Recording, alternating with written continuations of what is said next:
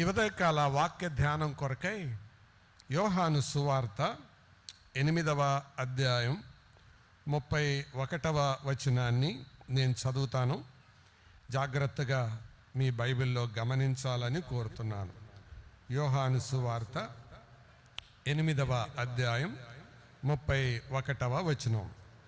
కాబట్టి యేసు తనను నమ్మిన యూదులతో, మీరు నా వాక్యమందు నిలిచిన వారైతే నిజముగా నాకు శిష్యులయుండి సత్యమును గ్రహించెదరు. 32 కూడా చదువుతున్నాను. అప్పుడు సత్యము మిమ్మును స్వతంత్రులుగా చేయునని చెప్పగా.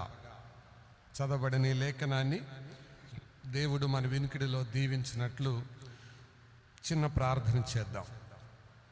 దయగల పరిశుద్ధుడు అయిన తండ్రి, ఈ మధ్యాహ్నం ఇప్పటికే మా ఎదుటికి ఫిలిప్పీ పత్రికలోంచి తీసుకొచ్చిన వాక్య తలంపులను బట్టి మీకు స్తోత్రాలు. క్రీస్తు యేసు సారూప్యత, ఆయన పరిశుద్ధత, ఆయన కొరకు తెగించే తత్వం, సర్వాన్ని అప్పగించుకునే తత్వం, ఆయన శిలువ కోసం, ఆయన కోసం సమస్తాన్ని నష్టపరుచుకునే తత్వం మాకు ఇంకను అనుగ్రహించండి. కొరతలు కనబడుతున్నాయి, మీ సహాయం ఇచ్చి నడిపించమని మరికొద్దిసేపు మీ దాసునిగా నేను నిలబడి ఉండగా మీ వాక్యం ద్వారా మాతో మాట్లాడమని యేసు ప్రభువు ద్వారా వినయంతో వేడుకుంటున్నాం తండ్రి, ఆమేన్. ప్రియులారా, క్రైస్తవ జీవితంలో ఈ ఉదయకాలం ఒక చిన్న సందేశాన్ని, ఒక చిన్న తలంపు మీ మనసులో వేయాలని కోరుతున్నాను. The true experiences in Christian life. క్రైస్తవ జీవితంలోని నిజమైన అనుభవాల గురించి నేను చెప్తాను ఈ ఉదయం. జాగ్రత్తగా మనసు పెట్టి ఆలకించండి. ఎందుకు నేను ఈ సందేశాన్ని తీసుకున్నానంటే, అసలు నకిలీ ఏదో గుర్తుపట్టలేని కాలంలో మనం బ్రతుకుతున్నాం. ఒకసారి బ్యాంకులో డబ్బులు డిపాజిట్ చేద్దామని వెళ్ళాను. 500 కాగితాలు అక్కడిస్తే ఆయన కాగితాలు తీసుకొని లెక్క పెడుతూ ఉన్నాడు. లెక్క పెడుతూ ఉంటూ ఇచ్చిన దాంట్లో ఒక పేపర్ తీసి, కాగితం తీసి పక్కన పెట్టాడు. పెట్టిన తర్వాత ఆయన లెక్కేస్తుండగా, ఎందుకు సార్ అది పక్కన పెట్టాడని అన్న. ఆయన లెక్క ఆపకుండా చెయ్యలాగూపి తర్వాత చెప్తాను అని అన్నాడు. ఏం చెప్తాడా అని ఎదురు చూస్తుండగా అది ఏమన్నా సరైంది కాదేమో అనే అనుమానం నాలో మొదలైంది. అన్న తర్వాత అవి లెక్క పెట్టాడు. ఆ ఉండవలసిన దానికంటే ఒకటి తక్కువగా ఉన్నాయి. లెక్క పెడుతూ, మిషన్లో పెట్టి లెక్క పెడుతూ మళ్ళీ మిషన్లో పరీక్ష చేస్తున్నాడు, సంఖ్య చూస్తున్నాడు. ఆ తర్వాత అది ఎలాంటి నోటో కూడా అందులో వస్తుంది చూస్తున్నాడు. తర్వాత ఇది ఎందుకు తీశారు సార్ అని అన్నాను. అంటే ఇప్పుడు మీరు అది వేయకపోతే నేను ఇక్కడ డినామినేషన్ మార్చాలి, మళ్ళీ పని వెనకాలకి వెళ్ళి మార్చాలి అని అంటే, వెంటనే దాన్ని తీసి ఆ మిషన్ మీద పెట్టి చూపించాడు. అది దొంగ నోట్ అని తెలిసింది. అప్పుడు నేను అడిగాను, సార్ ఇప్పుడు మీరు మిషన్ మీద పెట్టి దొంగ నోట్ అన్నారు, మరి మీకు అది ముందుగానే ఎలా తెలిసింది సార్ అని అంటే, ఆయన ఒక మాట అన్నాడు. మేము ప్రతిరోజు లెక్క పెడతాం కదా, మా చేతులు మంచి నోట్లేవో తాకటం అలవాటైపోయి దొంగ నోటు కనబడగానే అది మా చేతులకి స్పర్శకు తెలిసిపోతుంది. అనుమానం వచ్చిన దాన్ని పక్కన పెడతాం. ఈరోజు కూడా ఈ నోటు చూసినప్పుడు అనుమానం వచ్చింది, అందుకే పక్కన పెట్టాను. ఇదిగో మిషన్ మీద పెట్టగా నాది నిజమని తెలియంది. మరి మిగతా నోట్లు అన్నీ పెట్టాను కదా, ఇవి కరెక్ట్గానే ఉన్నాయి కదా అని అన్నాడు అన్నమాట. అప్పుడు అర్థమైంది, అది కేవలం ఎవరికి మాత్రమే తెలుస్తుంది అని అంటే, బాగా తెలిసిన వానికి, అనుభవజ్ఞులకే తెలుస్తుంది. ఒకసారి వాటర్ బాటిల్ కొందామని షాప్కి వెళ్ళాను. నీళ్లు తాగిన తర్వాత కిన్లే బాటిల్ అడిగాను. నీళ్లు తాగిన తర్వాత దగ్గు మొదలైంది. ఏంటా తేడా అంటే, ఏంటి ఇలా దగ్గుతున్నారు మీరు అని అడిగితే, అప్పుడు వాళ్ళు చెప్తున్నారు, ఏం తమ్ముడు నీళ్లు తాగిన తర్వాత వస్తున్నాయి అని అంటే, అయితే మీరు తాగిన నీళ్లు సరైన కావేమనన్నాను అని అన్నారు. అంటే నేను అన్నాను, లేదు ఇది కిన్లే బాటిలే అన్నాను. అప్పుడు ఆయన బాటిల్ చూసి, లేదన్నా ఇది కిన్లే కాదు అన్నాడు. అరే ఖచ్చితంగా అంచం అలాగే ఉంది కదవయ్యా అని అన్నాను. అంటే స్పెల్లింగ్ సరిగ్గా చదవండి అన్నాడు. నిజంగా చదివితే కిన్లే కాదు, అది ఎల్లో ఎన్ను ఇంటర్చేంజ్ అయి ఉన్నాయి. కిన్లే కాదు, అది కిల్నే అన్నమాట. ఎల్ ముందు ఉంది, ఎన్ను తర్వాత ఉంది. అంటే ఆ బ్రాండ్ని ఇమిటేట్ చేయడానికి అదే కలర్తో ఒకటి పెట్టాడు అనమాట. ఎందుకు ప్రారంభంలో నేను ఈ ఉదాహరణలు చెప్పానంటే, ఇది అసలేదో నకిలీ ఏదో గుర్తుపట్టలేని దినాలలో మనం బ్రతుకుతున్నాం. అందుకని ఈ ఉదయకాలం నిజంగా క్రైస్తవ జీవితంలో ఉండే అసలైన 5 అనుభవాలు నా ఎదుట ఉన్న సమయంలో మీతో చెప్పి నేను ముగిస్తాను. జాగ్రత్తగా వినండి. అందులో భాగంగానే మనం ఇప్పుడు చదివిన మాట. కాబట్టి యేసు తనను నమ్మిన యూదులతో, మీరు నా వాక్యమందు నిలిచిన వారైతే, తర్వాత మాట మీరు చదవండి, నిజముగా నాకు శిష్యులయుండి సత్యమును గ్రహించెదరు. నేను చెప్పదలిచిన మొదటి మాట ఏంటో తెలుసా? ఒక నిజమైన శిష్యుడు, ఏ ట్రూ డిసైపుల్. నిజమైన శిష్యుడు. ఒక నిజమైన శిష్యుడు అని ఎవరిని అనొచ్చు అని అంటే, ఆయన వాక్యమందు నిలిచిన వారైతే. ఆయన వాక్యమందు నిలిచిన వారైతే. నిలుచుట అనేది మూల భాషలో, అంటే ఇంగ్లీష్లో అబైడ్ అన్నారు, దానికి మూల భాషలో తర్జుమా ఏంటంటే అంటుకట్టబడి ఉండుట అని అర్థం. అర్థం అవటానికి ఇలా చెప్తాను. ఇక్కడ మైక్ స్టాండ్ ఉంది, ఇది నిలిచిందా పడిపోయిందా? నిలిచింది. నేను ఇక్కడ ఉన్నాను, నిలిచానా పడిపోయానా? నిలిచాను. నా జేబులో పెన్ ఉంది, ఇది నిలిచిందా పడిపోయిందా? నిలిచింది. ఈ కట్టడంలో ఒక పిల్లర్ ఉంది, ఇది నిలిచిందా పడిపోయిందా? చెప్పండి. నిలిచింది. ఇక్కడ నిలుచుట అనేది ఈ స్టాండ్ నిలిచినట్టు కాదు, ఈ పెన్ను నిలిచినట్టు కాదు. ఈ కట్టడములో ఒక భాగంగా స్తంభము నిలిచిందే, అలాగు నిలవడం. ఈ చేతిలో వేలు నిలిచిందే, అలాగు నిలవడం. ఈ శరీరములో చెయ్యి నిలిచిందే, అలాగు నిలవడం. దాన్ని నిలుచుట అన్నారు. దాన్నే ఇంగ్లీష్లో అబైడ్ అన్నారు. నిజముగా నా వాక్యమందు నిలిచిన వారైతే అనేది అంటే, ఇప్పుడు ఎవరైనా నా వేలు లాగారనుకోండి, ఒట్టి నా వేలే రాదు, నా వేలుతో పాటు ఏం కూడా కదులుతుంది? చెయ్యి కూడా కదులుతుంది. ఎవరైనా నా చెయ్యి లాగారనుకోండి, ఒట్టి నా చెయ్యే కదలదు, చేత్తో పాటు నా శరీరం కూడా కదులుతుంది. నిలుచుట అంటే అర్థం అది. అంటే యేసు ప్రభు వారు తీగె ద్రాక్షవల్లిలో నిలిచి ఉంటేనే గాని అని 15వ అధ్యాయంలో అన్నాడే, దానికి అర్థం కూడా అదే. అబైడ్ అన్న పదానికి అర్థం అది. కాబట్టి మనము ఈ లోకములో నిజమైన శిష్యులు. ఇక్కడ 31వ వచనాన్ని మళ్ళీ చదువుదాం. చదువుతారా? 31. కాబట్టి యేసు తనను నమ్మిన యూదులతో, ఎవరితో అండి? వీళ్ళు నమ్మిన యూదులతో చెప్తున్నాడు ప్రభు ఈ మాట. నమ్మని వాళ్ళతో అంటలేదు. అంటే వీళ్ళు నమ్మారు, నమ్మిన వాళ్ళతో అంటున్నాడు. వాళ్ళు నమ్మారు, నమ్మింది నిజమే, కానీ నమ్మిన వాళ్ళతో ఆయన పలికే మాట ఏంటి? నా వాక్యమందు మీరు నిలిచిన వారైతే. ప్రియులారా, చాలాసార్లు దేవుని సన్నిధికి వస్తున్నారు, మారు మనసు పొందామని చెబుతున్నారు, బాప్తిస్మం తీసుకున్నాం అని అంటున్నారు, నమ్మాం అని అంటున్నారు. కానీ దేవుని వాక్యములో నిలిచేటప్పటికీ ఏవేవో తేడాలు, ఏవేవో అనానుకూలతలు, ప్రతికూలతలు, ఆటంకాలు, అభ్యంతరాలు చెబుతున్నారు. అలాంటి సందర్భంలోనే ప్రభు ఈ మాట అంటున్నాడు, మీరు నమ్మారు, నేనేమంటలేదు, కానీ మీరు నా వాక్యమందు నిలిచిన వారైతే నిజముగా నాకు శిష్యులయ్యుండి. నేను ఇక్కడ 3 మాటలు చెప్పాలని కోరుతున్నాను. అదేంటంటే, వాక్యం. క్రైస్తవ జీవితంలో దేవుని వాక్యానికి ఇవ్వబడిన స్థానం అమోఘం, అపూర్వం, అత్యున్నతం. దేవుని వాక్య స్థానం అమోఘమైనది, అత్యున్నతమైనది, అపూర్వమైనది. అంటే అది అంత ప్రాముఖ్యమైన స్థానాన్ని దేవుడు తన వాక్యానికి ఇచ్చాడు. ఎందుకు అంటే కీర్తనలో మనం చదువుతాం కదా, అన్ని నామముల కంటే ఆయన నామం పైనున్నది, కానీ ఆ పైనున్న నామం కంటే పైగా ఆయన వాక్యాన్ని పెట్టాడు.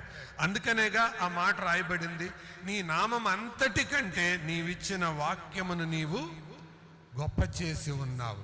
మరి అన్ని నామముల కంటే పై నామములు ఉన్న యేసు నామం దానికంటే పైన వాక్యాన్ని పెట్టాడంటే ఆ వాక్యం పట్ల మన వైఖరి, మన నైజాన్ని నిర్ధారిస్తుంది. ఇందులో 3 మాటలు చెప్తాను. ఆ 3 మాటలు ఏంటంటే, ఒకటి ధన్యుడు, రెండవది విజయుడు, మూడవది శిష్యుడు. నేను నా సొంత మాటలు చెప్పడం లేదు, దేవుని వాక్యంలో నుండే చూద్దాం. ధన్యుడు అంటే ఎవరిని అన్నారంటే యాకోబు పత్రిక, యాకోబు పత్రిక కొద్దాం రండి. మొదటి అధ్యాయం 22వ వచనం నుంచి 25వ వచనం వరకు నేనే చదువుతాను. మీరు వినువారు మాత్రమై ఉండి మిమ్మును మీరు మోసపుచ్చుకొనకుండా వాక్య ప్రకారము చెప్పండి ప్రవర్తించువారునై ఉండుడి. ఎవడైనను వాక్యమును వినువాడయుండి దాని ప్రకారము ప్రవర్తింపని వాడైతే వాడు అద్దములో తన సహజ ముఖమును చూచుకొను మనుష్యుని పోలి ఉన్నాడు. వాడు తన్ను చూచుకొని అవతలికి పోయి తానిట్టివాడో వెంటనే మరిచిపోవును కదా. 25 కలిసి చదువుదాం. అయితే స్వాతంత్రమునిచ్చు సంపూర్ణమైన నియమములో తేరుచూచి నిలకడగా ఉండువాడెవడో వాడు విని మరుచువాడు కాక క్రియను చేయువాడయ్యుండి ఏంటండి తన క్రియలో ధన్యుడగును. కాబట్టి ఇప్పుడు ధన్యుడు అంటే అర్థం ఏంటి? ఈ వాక్య భాగం యొక్క సారాంశం, వాక్యము విని ఆ ప్రకారం ప్రవర్తించేవాడు, వాళ్ళు ధన్యులు. దేవుని వాక్యాన్ని వింటున్నాం. అందుకే లియోనార్డ్ రావెన్హిల్ ఉజ్జీవం ఎందుకు ఆలస్యమవుతుంది అన్న పుస్తకాన్ని రాసిన గొప్ప దైవజనుడు. అనేక మంది భక్తుల జీవితాలను ప్రభావితం చేసిన గొప్ప దైవజనుడు. ఆయన వాక్యం గురించి ఒక మాట అన్నాడు, ఈ దినాలలో మనం టన్నుల కొద్దీ వాక్య జ్ఞానాన్ని పోగు చేసుకుంటున్నాం, కానీ పిన్నంత ఆచరణ కూడా ఉండటం లేదంట. ఎంత పోగు చేసుకుంటున్నాం? టన్నుల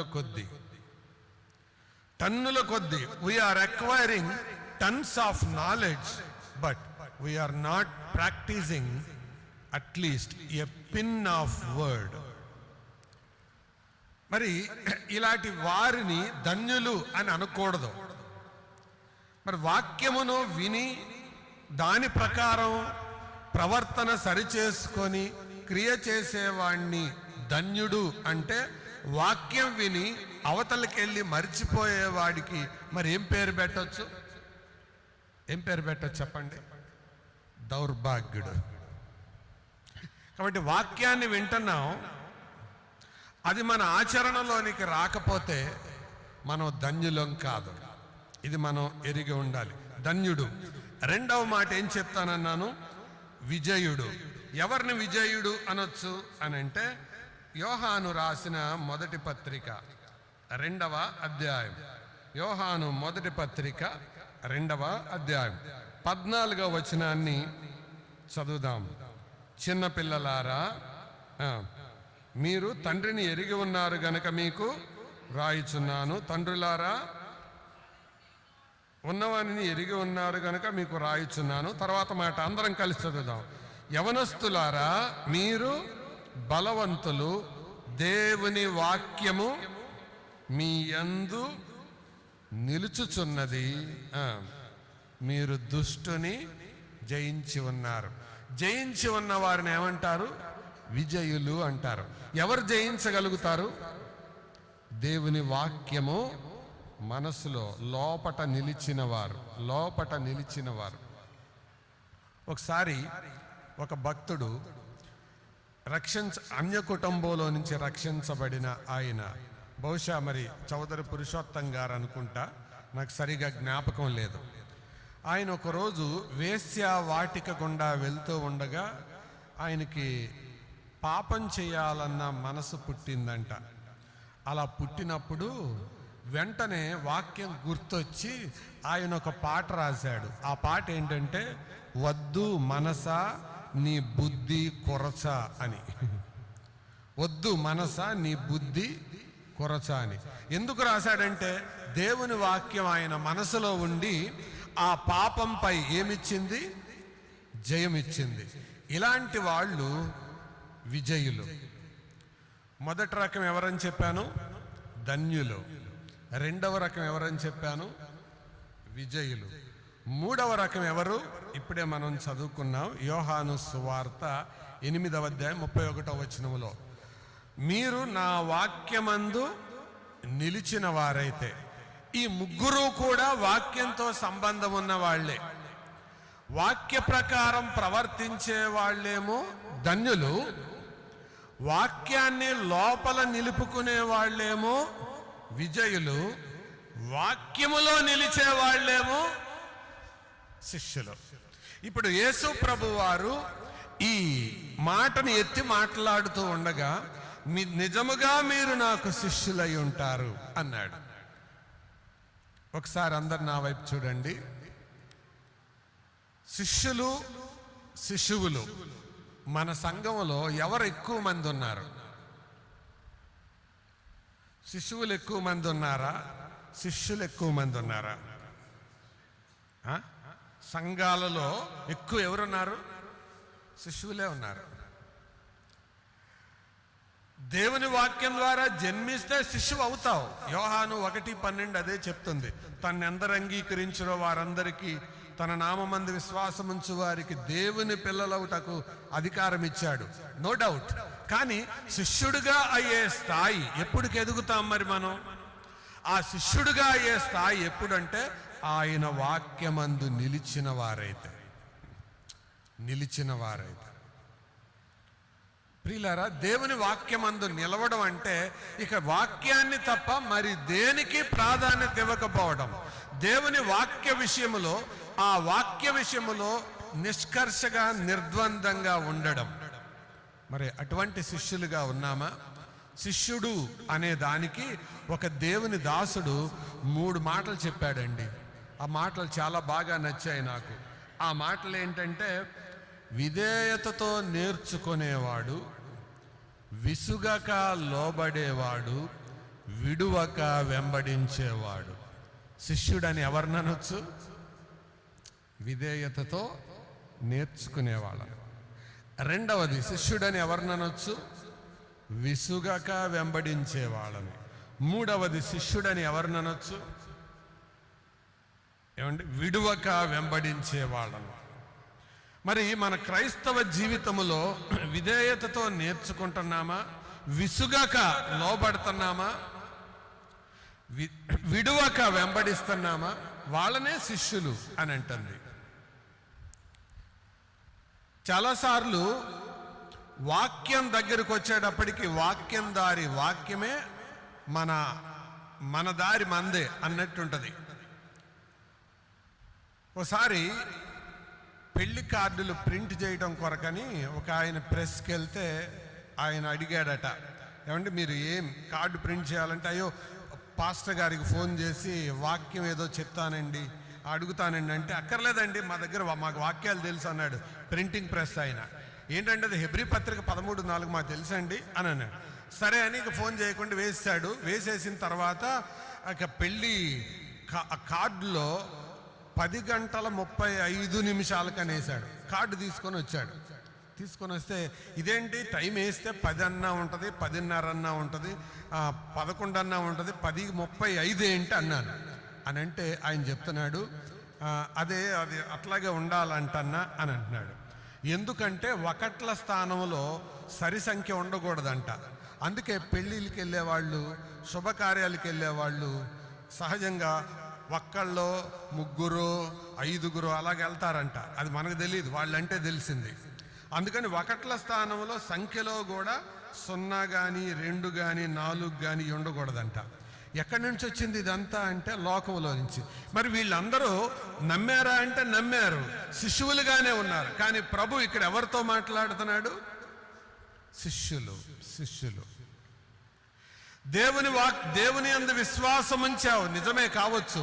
మరి శిష్యుడి స్థాయికి ఎదిగావా సహోదరుడా, సహోదరి? వారే శిష్యులు. నా వాక్యమందు నిలిచిన వారైతే. తెలంగాణ ప్రాంతంలో ఒక ఆవిడ అన్యుల్లో నుంచి ప్రభువుని నమ్ముకుంది. ప్రొద్దుటే పిల్లలకు టీ ఇచ్చింది.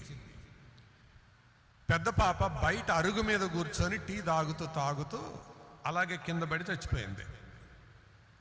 ఆ ఊరిలో ఉన్న వాళ్ళందరూ వచ్చి దగ్గరకు వచ్చి ఇక పలకరిద్దామని వచ్చారు. ఈ సంగతి ఆ ఊరిలో ఆ దూరంగా ఉండే సంఘానికి తెలిసింది. అసలు ఆ ఊరిలో నమ్మిందే ఈ అన్య కుటుంబం ఒక్కటైతే వీళ్ళని ఎలాగ ఆదరించాలో అర్థం అవటల్లా, ఏం చెప్పాలో అర్థం అవటల్లా. క్రొత్తగా రక్షించబడిన వారు ఆ ఒక్కటే కుటుంబం నమ్ముకుంది. మొత్తానికి అందరూ వెళ్ళారు. వెళ్ళేటప్పటికి ఇక మొత్తం మధ్యాహ్నం టైం అయింది. సమాధి కార్యక్రమానికి ఏర్పాట్లు చేస్తూ ఉన్నారు. ఊరోళ్ళు రకరకాలుగా మాట్లాడుతున్నారు. ఏం మాట్లాడుతున్నారంటే, ఇదిగో కులంగాని కులంలోకి వెళ్ళింది, వేరే దేవుణ్ణి నమ్ముకుంది, వీళ్ళందరూ ఆమె మీద కోపగించారు, అందుకే ఇంటి మీదకి శాపం వచ్చింది, లేకపోతే ఏ రోగం లేని అమ్మాయి అలా టీ తాగితే ఎలా చచ్చిపోద్ది అని అండి మాట్లాడుతున్నారు. పెట్టేంత సిద్ధమైంది. తీసుకొని వెళ్ళే టైంకి ఆ ఊరి పెద్ద మనిషి వచ్చి ఆపండి అన్నాడు. ఏంటి సంగతి అంటే, ఈ పెట్టెను ఇటు తీసుకెళ్ళకూడదు, అటు నుంచి తీసుకెళ్ళాలి, ఇటు తీసుకొని వెళ్తే మా ఊరి మీదకి శాపం వస్తుంది అన్నాడు. ఇటేమో సమాధుల తోట దగ్గరగా ఉంది, అటు తీసుకెళ్ళాలంటే కనీసం 2 గంటలు పడుతుంది. అప్పుడు వాళ్ళు అన్నారు, అయ్యా మధ్యాహ్నం మాకు మీటింగ్ ఉంది, వేరే స్థలానికి వెళ్ళాలి అని అంటే, ఆ సమయంలో ఈ వాదన జరుగుతూ ఉండగా ఎందుకని ఆలస్యం అవుతుందో బయట వినబడే ఈ మాటలను బట్టి అర్థం చేసుకొని లోపల ఏడుస్తున్న తల్లి బయటకు వచ్చింది. బయటకు వచ్చి ఆ ఊరి పెద్ద మనిషితో ఇలాగంటుంది. ఏమనంటే, ఏంటన్నయ్య ఎందుకు ఆలస్యం చేస్తున్నారంటే, అదే అమ్మా ఇప్పటికే మీ ఇంటి మీదకి శాపం వచ్చింది, ఇప్పుడు ఇటు తీసుకెళ్తారంట, ఊరి మీదకు కూడా శాపం తెచ్చింది అని అవుతాం, అందుకే మేము అటు తీసుకెళ్ళమని చెప్తున్నాం అని అంటే, ఆవిడ ఒక మాట అందండి అంత దుఃఖంలో ఉండి, అన్నయ్య ఈయన దేవుని సేవకుడు, దేవుని దాసుడు, ఈయనేం చెబితే అది చేయండి. ఒకవేళ అటు నుండి ఇటు నుండి తీసుకెళ్తే శాపం ఏదైనా వస్తే నా 2వ కూతురు ఉందిగా ఆమె మీదకి వస్తుంది. ఆ మాట అనడానికి ఎంత ధైర్యం కావాలి. చాలాసార్లు ఈ ఆచారపరమైన విషయాలు వచ్చేటప్పటికి మనుషులు ఎలాగుంటారంటే నలుగురితో కులంతో అన్నట్టుంటారు. కానీ వాక్యము కొరకు నిలిచే వాళ్ళు ఎంతమంది ఉన్నారు? వాళ్ళే శిష్యులు. శిష్యులు ఏ సంఘములో అయితే తక్కువ ఉంటారో ఆ సంఘములో శిశువులే ఎక్కువ ఉంటారు. శిశువులు ఎక్కువ ఉన్న సంఘములో ఏముంటాయి చెప్పనా? పాల పీకలు, ఉయ్యాల తొట్లు, పాల డబ్బాలు ఇవే ఉంటాయి. అంటే వీళ్ళు మాటికి అలుగుతూ ఉంటారు. పాట ఇవ్వలేదని, చిన్న చూపు చూస్తున్నారని, నన్ను ఎవరో పట్టించుకోవట్లేదని, ముందొచ్చిన చెవుల కంటే వెనకొచ్చిన కొమ్ములే వాడని, మమ్మల్ని ఎవరో గమనించటం లేదని, వీళ్ళందరూ ఎవరు అంటే ఎదుగుదల లేని వాళ్ళు. కొరింథీ సంఘములో ఉన్న వాళ్ళు అలాంటి వాళ్ళే. దేవుని వాక్యములో నిజంగా నిలిస్తే వారేమవుతారు? శిష్యులు అవుతారు. కాబట్టి మొదటి రుజువు, నువ్వు నిజంగా శిష్యుడు అయితే వాక్యములో నిలుస్తావు, అదే రుజువు. నువ్వు వాక్యములో నిలవట్లేదంటే నువ్వు శిష్యుడు కాదు. Are you abiding in the word? అది మొదటి మాట. 2వ మాట చెప్తాను. ఇదే యోహాను సువార్త 15వ అధ్యాయానికి రండి. యోహాను సువార్త 15వ అధ్యాయం 1వ వచనం. నేను నిజమైన ద్రాక్షవల్లిని, నా తండ్రి వ్యవసాయకుడు. నాలో ఫలింపని ప్రతి తీగను ఆయన తీసి పారవేయును, ఫలించు ప్రతి తీగె మరి ఎక్కువగా ఫలించవలెనని. ఇక్కడ ప్రభు తన గురించి తను పరిచయం చేసుకుంటూ నేను నిజమైన ద్రాక్షావల్లిని అన్నాడు. కాబట్టి నాలో తీగలు ఫలిస్తే అవేం తీగలు అన్నట్టు? నిజమైన తీగలు అన్నాడు. కాబట్టి నేను చెప్పదలిచిన రెండవ మాట, నిజమైన తీగ అయితే ఏమవుతుంది? అది చెప్పండి, ఫలిస్తుంది అంతే. నిజమైన శిష్యుడైతే వాక్యంలో నిలుస్తాడు. నిజమైన తీగ అయితే ఏంటి రుజువు? ఫలిస్తుంది. ఫలం రావట్లేదంటే అర్థం ఏంటి? ఆ తీగ నిజమైంది కాదని. అందులోనే ఉండొచ్చు గాక. ఈ బోటనీ అంటే వృక్ష శాస్త్రజ్ఞులు ఉంటారు కదా, జంతు శాస్త్రాన్ని జువాలజీ అంటారు, వృక్ష శాస్త్రాన్ని బోటనీ అంటారు. వారు ఒక రోజు పరిశోధన చేసేటప్పుడు, పరీక్ష చేసేటప్పుడు ఒక సూక్ష్మదర్శిని తీసుకొని వచ్చి ఆ చెట్టును పరీక్ష చేస్తున్నారు. కొన్ని కొమ్మలకేమో గుత్తులు గుత్తులుగా కాయలు ఉన్నాయి. అదే చెట్టులో ఉన్న కొన్ని కొమ్మలకేమో కొంచెంగా కాయలు ఉన్నాయి. మరికొన్ని కొమ్మలకేమో అసలు కాయలే లేవు. ఏంటి తేడా? ఒకే చెట్టులో కదా ఇది ఉంది అని పరీక్ష చేద్దామని సూక్ష్మదర్శిని మైక్రోస్కోప్ పెట్టి చూస్తున్నారు. చూస్తుంటే వాళ్ళకి అర్థమైంది, ఒకటి 2 దారులు ఉన్నాయంట ఈ ఫలించే కొమ్మలకి. ఆ దారి ఏంటి అంటే, ఒకటి కాండము నుండి పోషక పదార్థాలను పొందుకునే దారి, రెండవది ఫలించడానికి ఉండే దారి. 2 దారులు ఉన్నాయి. ఈ ఫలించని కొమ్మలకేమో ఒక్క దారే ఉందంట.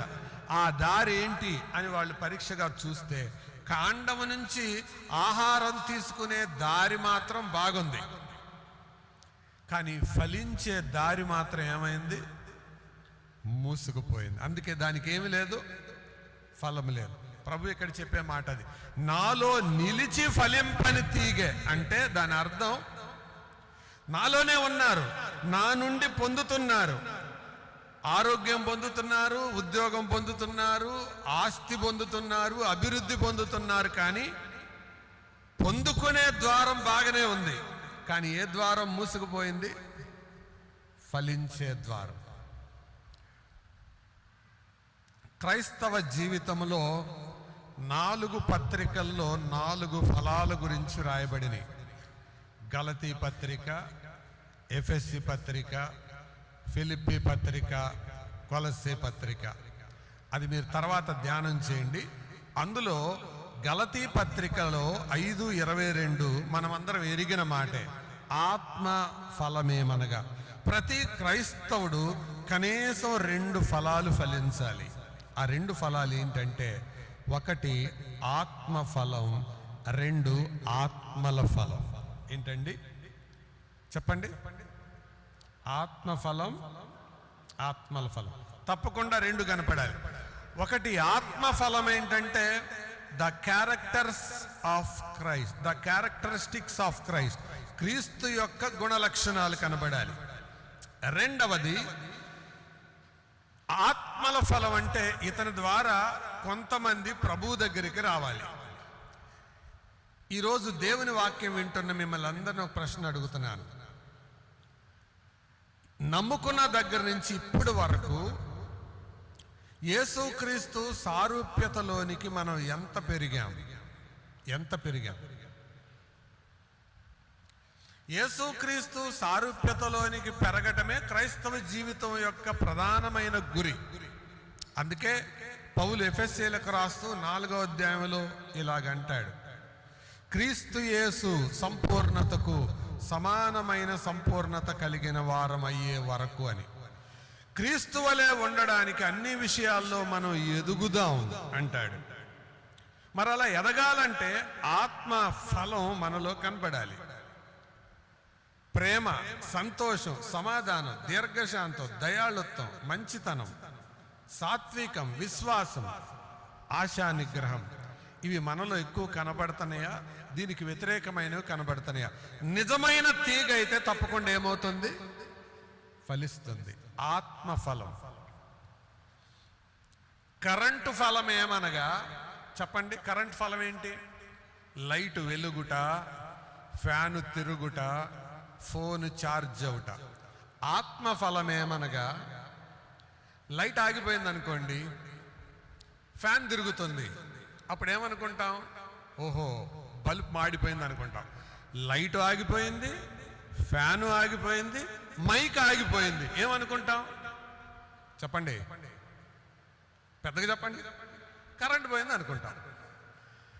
అలాగే ప్రేమ కనపడటం లేదు, సంతోషము కనపట్టలేదు, సమాధానము కనపట్టలేదు, దీర్ఘశాంతము కనపట్టలేదు అంటే అర్థం ఏంటి? అసలు లోపట ఆత్మే ఆరిపోయాడేమో, ఆత్మే లేకుండా పోయాడేమో.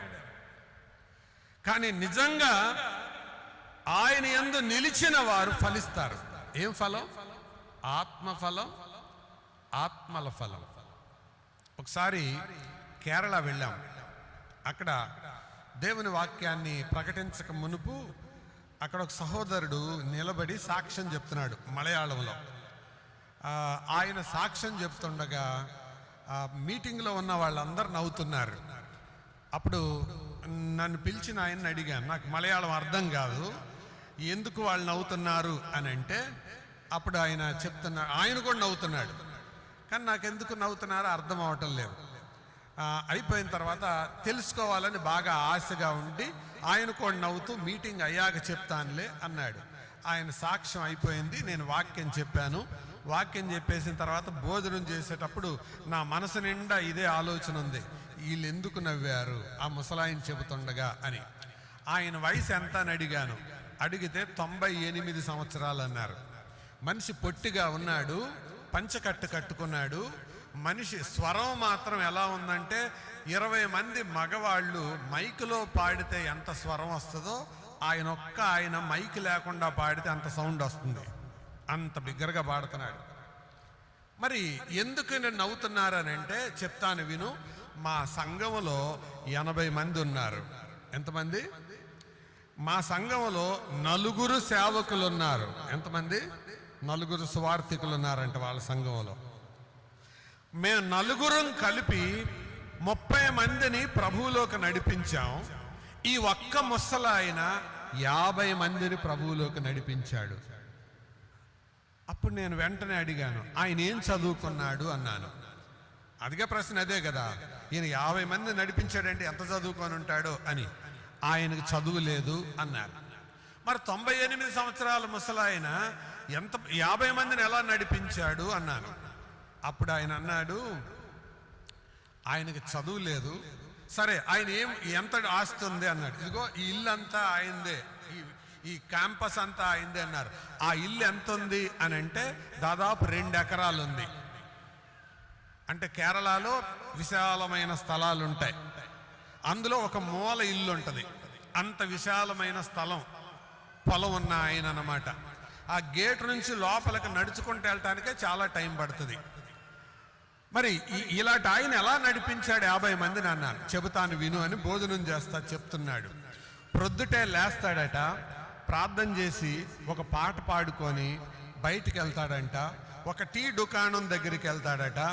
వెళ్ళి ఎవరైతే పేదగా ఉన్నారో, ముఖం పాలిపోయి ఉన్నారో వాళ్ళ దగ్గరికి వెళ్ళి ఏంటి అలా ఉన్నావు అని అడుగుతాడంట. వాళ్ళు బాధలు చెబుతారంట. ఈ లోపుగా టీ తాగుదావరా అని తీసుకొస్తాడట. 1/2 టీ చెబుతాడట. ఆ 1/2 టీ అవబోయే లోపు ఆయనకి సువార్త చెప్పి చర్చ్ యొక్క అడ్రస్ ఇచ్చి ఈయన ఫోన్ నంబర్ ఇచ్చి వస్తాడంట. అక్కడి నుంచి వేరొక దుకాణం దగ్గరికి వెళ్తాడు. అక్కడికి వెళ్ళి కూడా మళ్ళీ ఇదే పని, ఒక వ్యక్తిని కలుసుకుంటాడు. అతని దగ్గరికి వెళ్ళి అడుగుతాడు ఎందుకు ఇలా ఉన్నావు అని. అలా ఆ రీతిగా ఒక 3 హోటల్స్ దగ్గరికి వెళ్తాడు. ఆ తర్వాత ఈయనకు పనికి టైం అయిపోద్ది. ఇంటికి వచ్చి స్నానం చేసి బయటికి వెళ్ళిపోతాడు, పనికి వెళ్ళిపోతాడు. వెళ్ళిపోయి సాయంత్రం మళ్ళీ వస్తాడు. నియామక కూటం ఉంటే సంఘానికి వెళ్తాడు. నియామక కూటం లేకపోతే మళ్ళీ టీ తాగి మళ్ళా హోటల్కి వెళ్తాడు. మళ్ళీ ఒక 2 హోటల్స్ చూసుకుంటాడు. ఒక్కోసారి బజారుకి వెళ్తాడు. ఇలాగ వెళ్ళి వ్యక్తిగతంగా మనుషులను కలుసుకొని సువార్త చెప్తాడు. మరి ఇలాగా 50 మందిని ప్రభువులోకి నడిపించాడు అని అన్నాడు. మరి వీళ్ళు ఎందుకు నవ్వుతున్నారు అని అడిగాను నేను.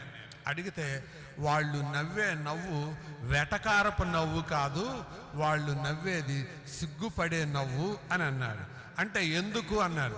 ఆయన సాక్ష్యం ఏం చెప్తున్నాడంటే, నాకు ఇప్పటికీ 98 సంవత్సరాలు, నాతో ఉన్న చాలా మంది చచ్చిపోయారు, కొంతమంది చిన్న వయసులోనే చనిపోయారు, కొంతమంది పోయిన సంవత్సరం చనిపోయారు.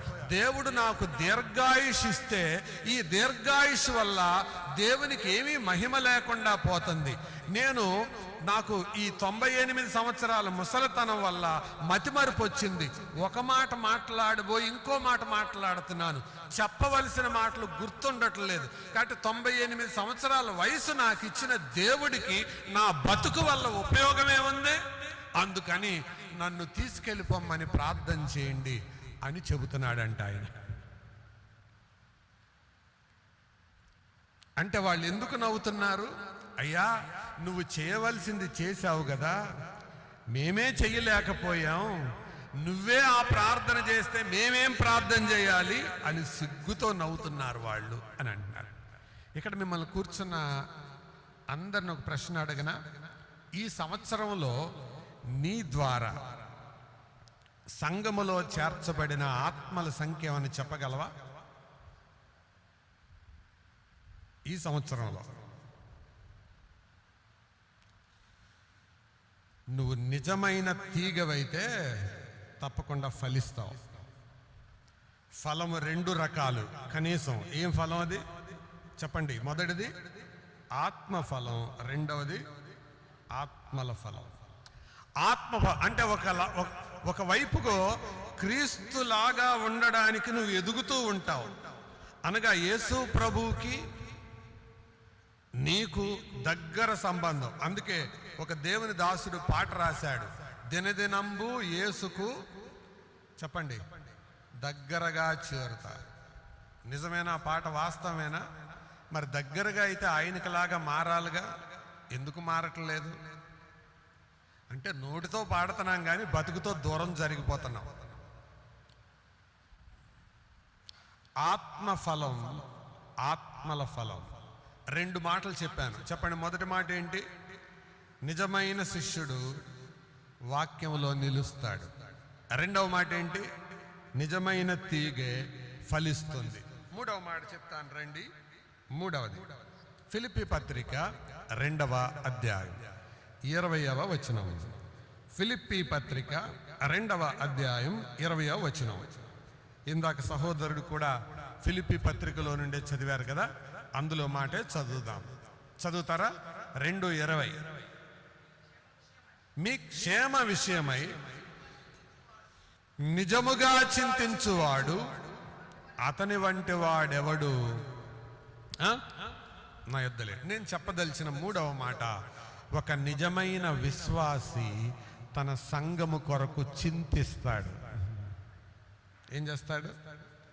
సంఘమును గురించిన చింత, భారం, శ్రద్ధ, ఆసక్తి ఉందా? చాలా మంది ఉన్నారు. అందుకే 2వ అధ్యాయంలో అపోస్తలుడైన పౌలు 4 ఉదాహరణలు చూపించాడు. మొదటి ఉదాహరణ యేసు ప్రభువుది, 2వ ఉదాహరణ పౌలుది, 3వ ఉదాహరణ తిమోతిది, 4వ ఉదాహరణ ఎపఫ్రొదితుది. మొదటి ఉదాహరణలో యేసు ప్రభు ఆయన దేవుడు మనిషి అయ్యాడు. 2వ ఉదాహరణలో పౌలు యూదుడు అనేక మంది అన్యుల మధ్య పరిచర్య చేశాడు.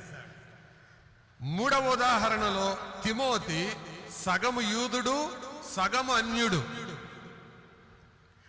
4వ ఉదాహరణలో ఎపఫ్రొదితు పూర్తిగా అన్యుడు. మొదటి ఉదాహరణ పూర్తిగా దేవుడు, ఆఖరి ఉదాహరణ పూర్తిగా అన్యుడు. ఈ 4 కూడా ఇతరుల మేలు కోసం, సంఘక్షేమం కోసం ప్రయాసపడిన వారే, ప్రాకులాడిన వారే. ఇక్కడున్న మిమ్మల్ని ఒక మాట అడగనా? నువ్వు ఏ స్థానిక సంఘములో ఉన్నావో ఆ స్థానిక సంఘమును గురించిన భారం, బాధ్యత, చింత నీకుందా? ఎవరైనా మందిరానికి రాకపోతే, ఎవరైనా వెనకబడితే, ఎవరైనా ఆత్మలో దిగజారిపోతుంటే, ఎవరైనా నిరాశలో ఉంటే అన్నీ సేవకులే చూసుకోవాలా? పెద్దలే చూసుకోవాలా? పరిచారకులే చూసుకోవాలా? ఒక విశ్వాసిగా నీపై ఆ బాధ్యత లేదా? నిజముగా చింతించేవాడు, ఒక నిజమైన విశ్వాసి సంఘమును గురించి ఏం కలిగి ఉంటాడు? చింత కలిగి ఉంటాడు. తిమోతి బహుశా ఇక్కడ రాయబడలేదు కానీ నేను ఇలాగ అనుకుంటున్నాను, చెంపలో ఇలా చేయి పెట్టుకొని కూర్చుంటే పౌలు వచ్చి తిమోతి అంకుల్ అన్నాడు. ఏంట్రా అలాగున్నావు అంటే, ఏమి లేదు అంకుల్ బాగానే ఉన్నాను. నిజం చెప్పు, ఏదో కొద్దిగా చింతిస్తున్నట్టున్నావు. అవును అంకుల్ అన్నాడు. ఇంకా పెళ్లి కాలేదనా? అబ్బే చీ అది కాదు అంకుల్. మరి ఎందుకు? అదే అంకుల్, ఇది వరకు అన్న చాలా ఆసక్తిగా వచ్చేవాడు, ఈ మధ్య కనబడటం లేదు. మాట్లాడితే చాలా కఠినంగా జవాబిచ్చాడు అంకుల్, అతని గురించే చింతిస్తున్నాను. ఇది అతని జవాబు. అందుకే అంటున్నాడు, ఇలాంటి ఉదాహరణలు ఎన్నైనా చెప్పచ్చు. మీ క్షేమం విషయమై నిజముగా చింతించువాడు అతని వంటి వాడెవడు నా యొద్ద లేడు. ఎంతమంది ఉన్నారు ఇలాగ చింతించే విశ్వాసులు? తమ కోసం కాదు, సంఘము యొక్క క్షేమం కోసం, విశ్వాసుల క్షేమం కొరకు చింతించేవారు ఎంతమంది ఉన్నారండి?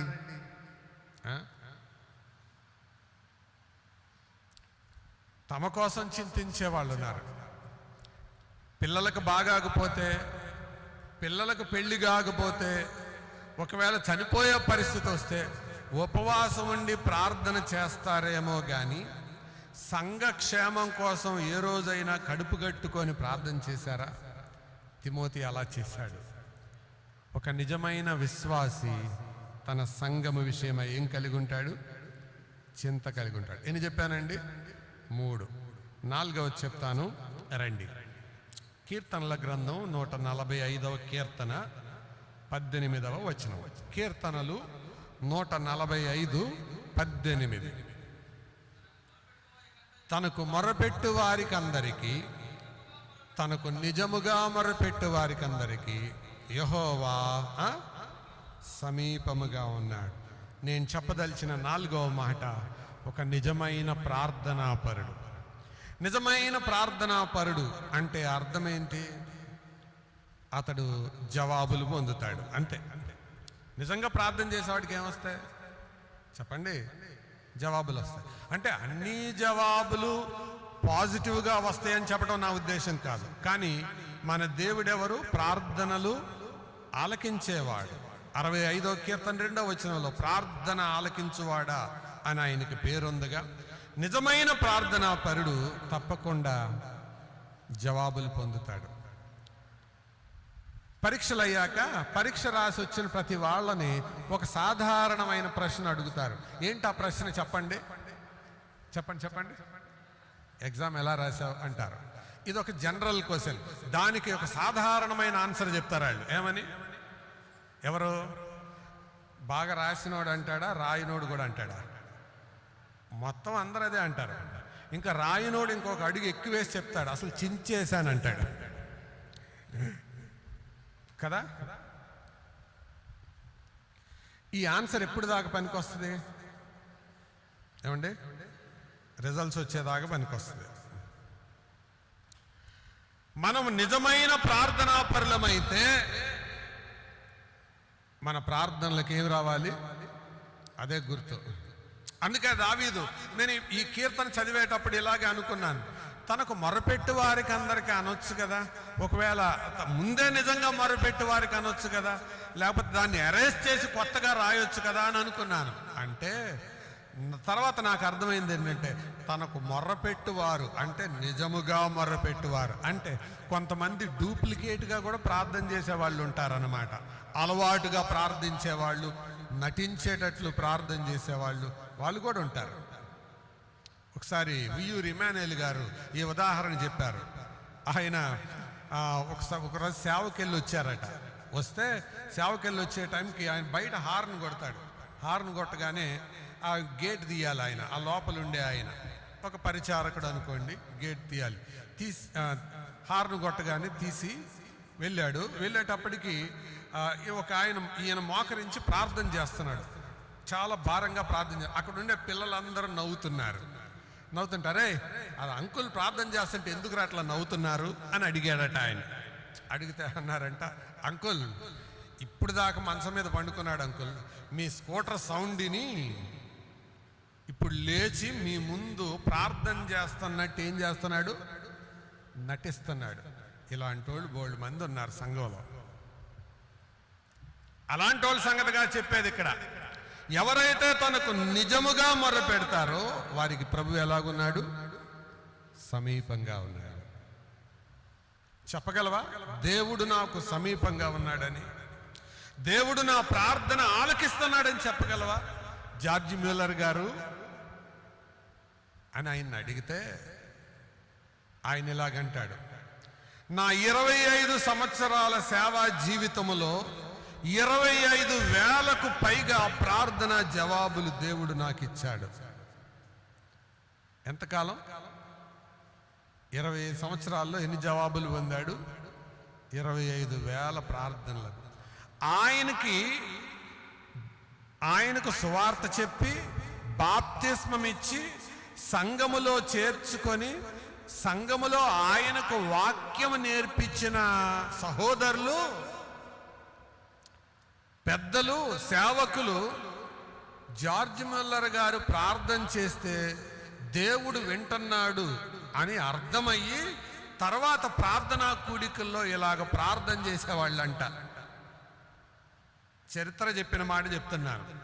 అబ్రహాము దేవా, ఇస్సాకు దేవా, జార్జ్ మ్యూలర్ దేవా,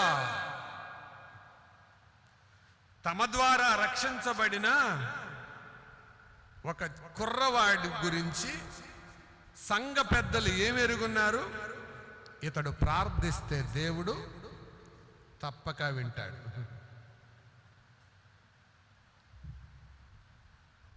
మా కళ్ళ ముందు పెరిగినాడు, మా ద్వారా రక్షించబడినోడు అన్న అహంకారం లేదు వాళ్ళకి. తనకు నిజముగా మొర్ర పెట్టే వారికి దేవుడు ఎక్కడుంటాడు? సమీపంగా ఉంటాడు. చెప్పు, నీవు ఆఖరిసారి నీ ప్రార్థనకి జవాబు పొందింది ఎంతకాలమైంది? నిజమైన ప్రార్థనా పరుడు అయితే దేవుడు తప్పక జవాబిస్తాడు. జవాబులన్నీ పాజిటివ్గా ఉంటాయని నేను చెప్పను, కానీ తప్పక జవాబిస్తాడు. ఎస్ అనొచ్చు, నో అనొచ్చు, వెయిట్ అనొచ్చు, అవును అనొచ్చు, కాదు అనొచ్చు, ఆగు అనొచ్చు.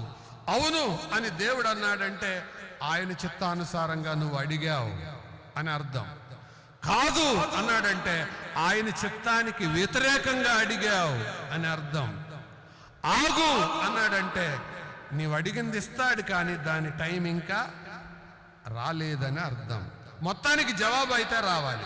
ఏ జవాబు నువ్వు పొందట్లేదంటే నామకార్థ ప్రార్థన చేస్తున్నావు.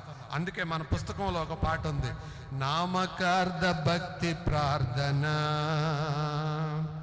కాలిపోవు ప్రభువు తీర్పులో. ఏంటి కాలిపోయేది? నామకార్థ భక్తి, నామకార్థ ప్రార్థన కాలిపోతుంది. 4వ మాట, నిజమైన ప్రార్థనా పరుడు జవాబులు పొందుతాడు. ఎందుకంటే ప్రభువు అతనికి ఎక్కడుంటాడు? సమీపంగా ఉంటాడు. నిజంగా ప్రార్థన చేసే వాళ్ళకి ప్రభు సమీపంగా ఉంటాడు. చివరి మాట చెప్పి నేను ముగిస్తాను. రండి, సామెతల గ్రంథం 14వ అధ్యాయం, సామెతల గ్రంథం 14వ అధ్యాయం 25వ వచనం. సామెతలు 14:25. నిజము పలుకు సాక్షి రక్షించును. ఏంటండి? అబద్ధములాడు వాడు వట్టి మోసగాడు. ఈ రెండింటిని కంబైన్ చేసి నేను ఇలా చెప్పాలనుకుంటున్నాను. నిజము పలుకు సాక్షి అబద్ధములాడడు. నిజం పలికే సాక్షి ఏం చేయడు? అబద్ధములాడడు. ఒకసారి జాగ్రత్తగా ఈ ప్రశ్నకు జవాబు చెప్పాలని కోరుతున్నాను. యేసు ప్రభు మనల్ని సాక్ష్యం చెప్పమన్నాడా, సాక్షులుగా బతకమన్నాడా?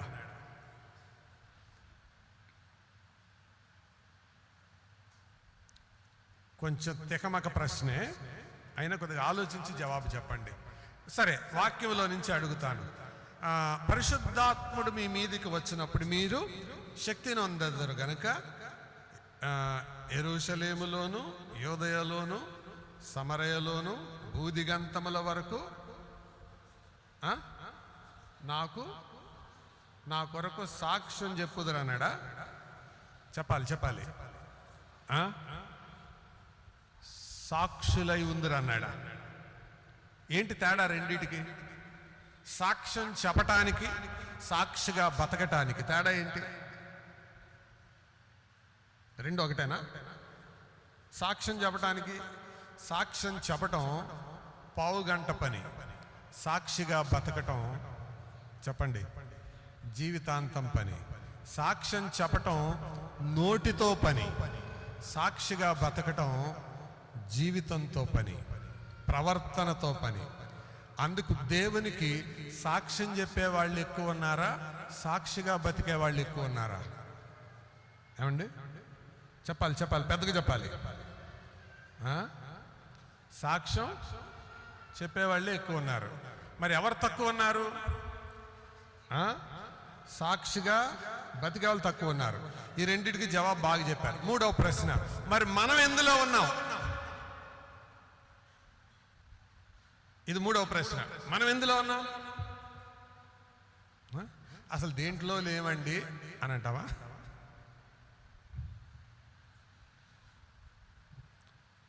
సాక్షిగా ఉండడం, విట్నెస్ అన్న పదం మూల భాషలో మ్యాటర్ అన్న పదం నుంచి వచ్చింది. మ్యాటర్ అన్న పదానికి అర్థం ఏంటంటే చచ్చే వరకు సాక్షిగా ఉండేవాడని. అందుకే సాక్ష్యాన్ని, హతసాక్ష్యాన్ని వేరు చేయలేము. చచ్చిపోయే వరకు సాక్షిగా బతికేవాడు. కానీ ఈ రోజుల్లో సాక్ష్యం అంటే అర్థమే మారిపోయింది.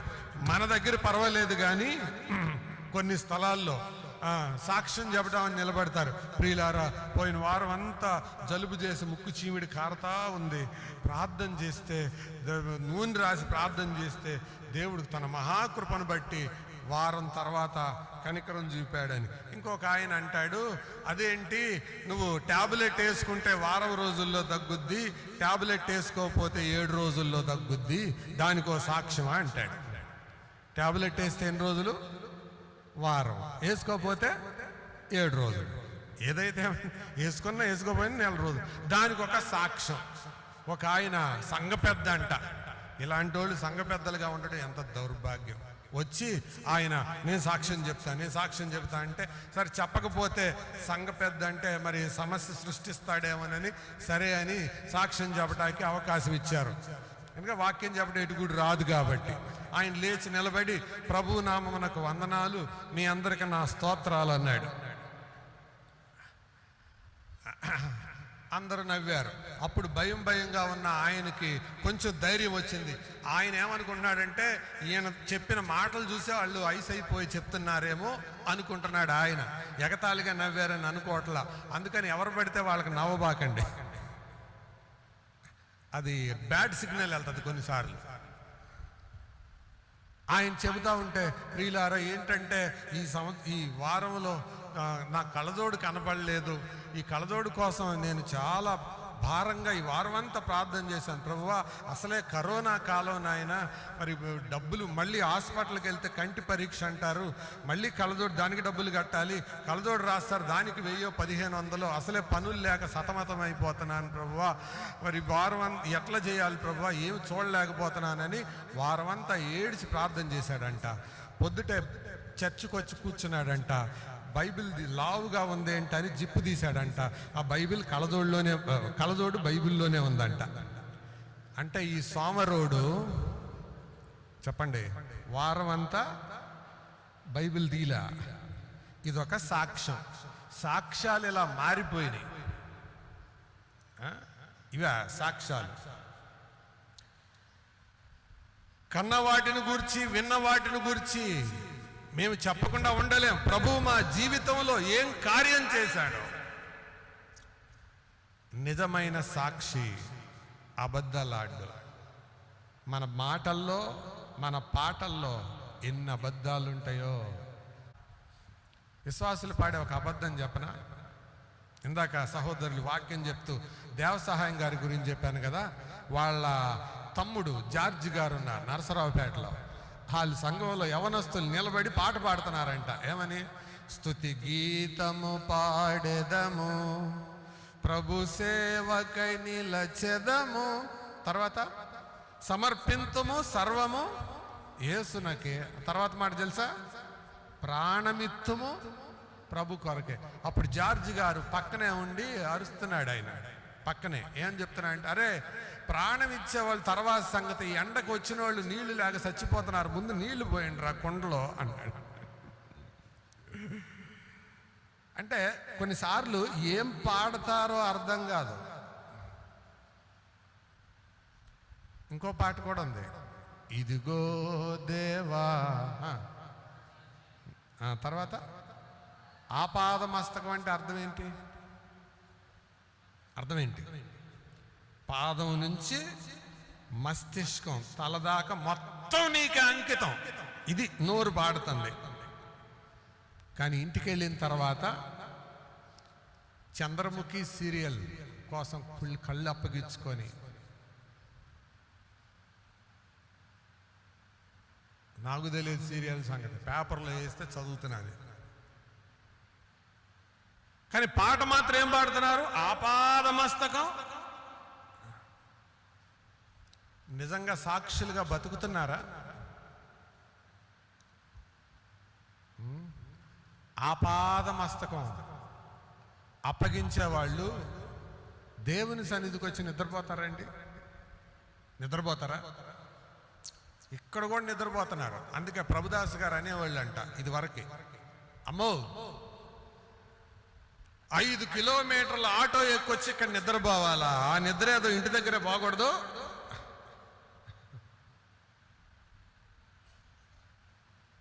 చాలాసార్లు మనం ఏం పాడుతున్నామో ఏం మాట్లాడుతున్నామో ఆ రెండు మ్యాచ్ అవ్వవు. కానీ నిజము పలుకు సాక్షి ఏమాడు? అబద్ధాలాట. ఈ 5 మాటలు మన క్రైస్తవ జీవితములు 5 నిజమైన అనుభవాలను తెలియచేస్తాయి. చెప్పండి, మొదటి మాట ఏం చెప్పాను? నిజమైన శిష్యుడు ఎలా గుర్తుపట్టొచ్చు? వాక్యములో నిలిచి ఉంటాడు. రెండవది, నిజమైన తీగె ఎలా గుర్తుపట్టొచ్చు? అతను ఫలిస్తాడు. మూడవది, నిజమైన విశ్వాసిని ఎలా గుర్తుపట్టొచ్చు? సంఘం పట్ల భారం చింత కలిగి ఉంటాడు. నాలుగవది, నిజమైన ప్రార్థనాపరుడు ఎలా గుర్తుపట్టొచ్చు? జవాబులు పొందుతాడు. ఐదవది, నిజమైన సాక్షి ఏం చేస్తాడు? అబద్ధాలు రానివ్వడు, ప్రజలను రక్షిస్తాడు. మరి మన జీవితంలో ఈ నిజమైన అనుభవాలు కనపడుతున్నాయా, నకిలీ అనుభవాలు కనపడుతున్నాయా? ఎవరికాళ్ళే పరీక్ష చేసుకుందాం. కొన్నిసార్లు కారులో వెళ్ళేటప్పుడు ద్రాక్ష గుత్తి వేలాడుతూ ఉంటుంది. నిజమైందేనది? కాదు. ఒకవేళ తుంచుకొని తిన్నావు అనుకో, కడుపు నొప్పి వచ్చి చస్తావు. ఎందుకది నిజమైంది కాదు, డూప్లికేట్. కానీ అచ్చం ఎలా కనపడుతుంది? నిజమైన ద్రాక్ష గుత్తికాయలాగే కనపడుతుంది. ఈ దినాలలో నకిలీ క్రైస్తవ్యం ఎక్కువైపోయింది. దాన్ని పరీక్షించుకోవడం కొరకే ఈ 5 మాటలు చెప్పాను. కిందకి వెళ్ళాక 5 ఏళ్ళు లోపలికి వెళ్ళబోయే ముందు ఈ 5 మాటలు మనసులో పండేవండి. 5 ఏళ్ళు నోట్లో పెట్టకముందు ఈ 5 సంగతులు మన మనసులో పండిద్దాం. నేను నిజమైన శిష్యుడిగా ఉన్నానా? నేను నిజమైన తీగగా ఉన్నానా? నేను నిజమైన విశ్వాసిగా ఉన్నానా? నేను నిజమైన ప్రార్థనాపరుడిగా ఉన్నానా? నేను నిజమైన సాక్షిగా బ్రతుకుతున్నానా? ప్రభు ఈ మాటలు మరి వినికిడిలో దీవించునుగాక.